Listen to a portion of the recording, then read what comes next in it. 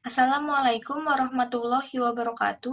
Nama saya Hairunisa Halimatussalam, kelas 11 IPS 4, absen 17, ingin mempresentasikan mapel Sejardo tentang kekuasaan VOC di Indonesia. Pembentukan VOC. Pada 1598, Parlemen Belanda Staten-Generaal mengusulkan perusahaan yang saling bersaing itu digabung menjadi sebuah kongsi dagang. Maka pada Maret 1602, terbentuklah Perserikatan Maskapai Hindia Timur, Verenigd Oost-Indisch Company, atau VOC. Pembentukan VOC. Maka pada Maret 1602, terbentuklah Perserikatan Maskapai Hindia Timur, Verenigd Oost-Indisch Company, atau VOC. 6 wilayah di Belanda punya perwakilan atau majelis di VOC. Setiap majelis punya sejumlah direktur. Jumlah direktur ada 17 dan disebut sebagai De Heren 17 atau Tuan-Tuan 17. Amsterdam sebagai ibu kota punya peranan yang sangat besar. Markas VOC juga terletak di Amsterdam. Oleh karena itu, Amsterdam dapat jatah 8 dari 17 direktur.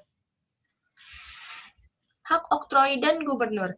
Hak oktroy dan gubernur Jenderal Parlemen Belanda memberikan VOC memiliki hak istimewa atau hak oktroy. Hak oktroy yang dimaksud memberi kewenangan bagi VOC untuk melakukan monopoli perdagangan rempah-rempah di wilayah antara Tanjung Harapan sampai Selat Magellan termasuk Nusantara. Merekrut pegawai atas dasar sumpah setia, membentuk angkatan perang, melakukan perang, membangun benteng, mengadakan perjanjian di seluruh Asia, mencetak dan mengeluarkan mata uang di awal operasi VOC. De Heren 17 atau Tuan-Tuan 17 menangani semua urusan VOC dari Amsterdam.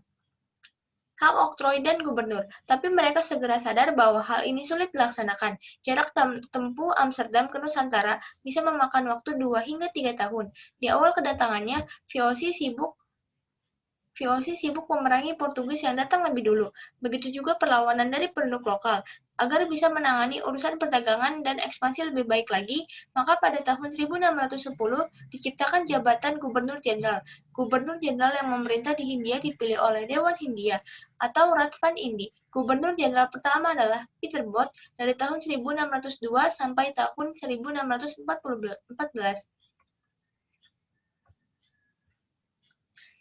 VOC bangun markas. Mulai tahun 1610, kegiatan Belanda di Asia dikendalikan oleh Gubernur Jenderal.